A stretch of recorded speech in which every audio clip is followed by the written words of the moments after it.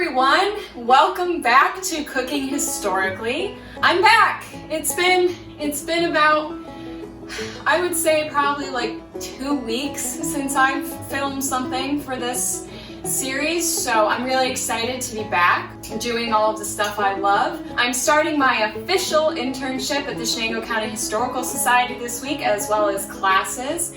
So that's going to be interesting. I'm doing all of my classes online. So of course, a lot of stress baking will probably happen. So we will probably be seeing more baking videos from me than particularly cooking videos. And that is going to start off today. Today I wanted to do my last sort of like hurrah for summer recipe that I had in mind that I wanted to do, which is orange cake. There's a really interesting recipe in Made 9 Pies for orange cake, and it sounds delicious, and I love oranges, and I love orange flavored things. The orange flavored donuts at Stewart's are objectively the best ones. No, I will be not taking questions. So that's what I'm doing today. I'm making orange cake. So let's get to it.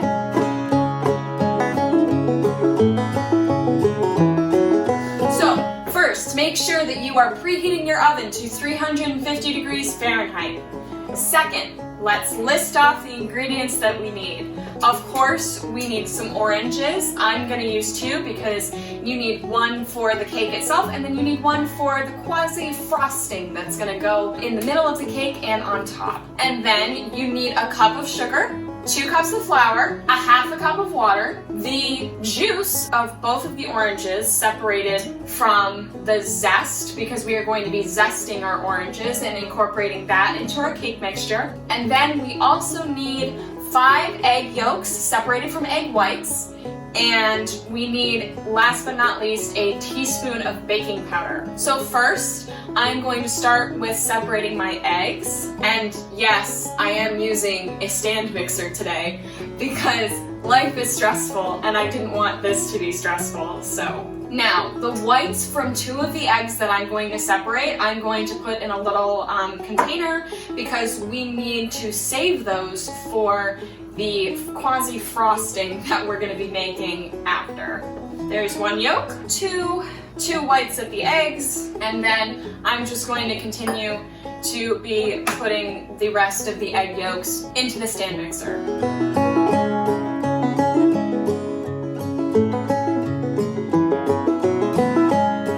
I'm also going to save the rest of my egg whites just in case I need it for our quasi-frosting mixture after.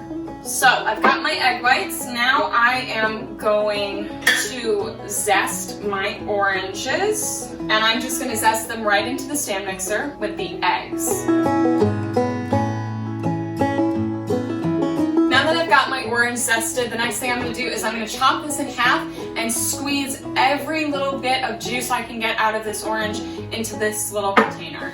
And don't forget to be careful of the seeds. So I'm going to step away from the oranges just for a second, and I'm going to add my sugar to my stand mixer so I can cream together my orange zest, my egg yolks, and my sugar. And reminder, it is a cup of sugar that we are using. So now I'm just going to cream together my mixture that I have in my stand mixer.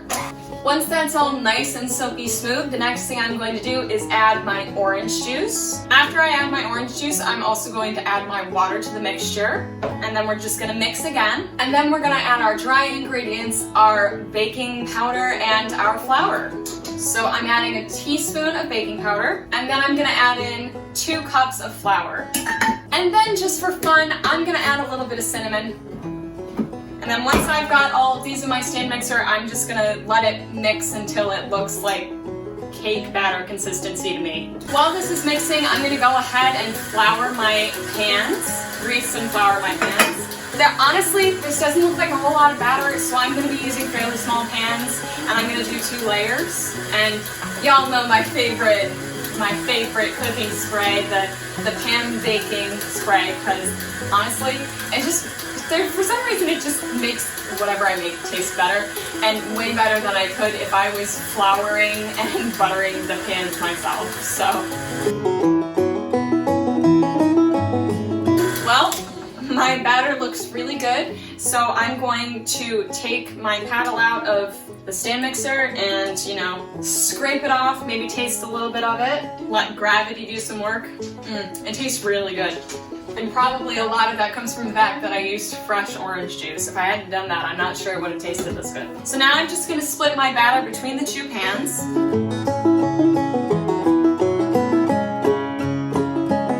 And then I'm going to put them in my oven that has been preheated to 350. And we are going to wait about 15 minutes and then come back and check on them because the timing is sort of vague in this recipe.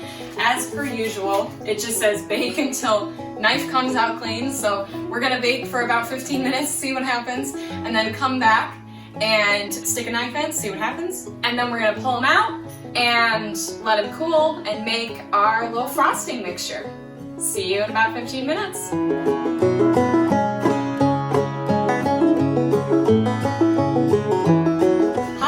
So remember how I said it was only going to be 15 minutes? That was completely wrong. It's been 35. So I'm gonna take them out of the oven now and put them on a cooling rack and let them cool off while we do our frosting. All right, so the first thing we're gonna do for our frosting is put our 2 egg whites that we saved into our stand mixer, and we are going to beat them until they're stiff. We are also going to put in sugar bit by little bit while our eggs are beating to make them really stiff. While I'm letting my egg white mixture beat together until it's stiff, I am going to now also, like we did earlier, I'm going to zest this orange and put it in a little container, and then I'm also going to squeeze all of the juice out of it that I can. Once my egg whites are fairly stiff, I'm now going to add my orange zest and my orange juice into my stand mixer. Once I've got my orange juice and my orange zest in my stand mixer with my beaten eggs and my sugar, I'm just going to let it mix together again and let it beat again until it's about stiff.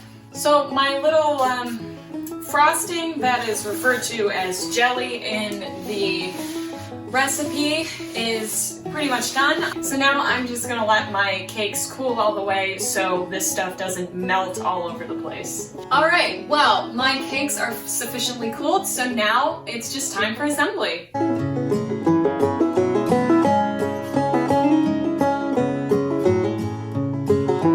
So that's it.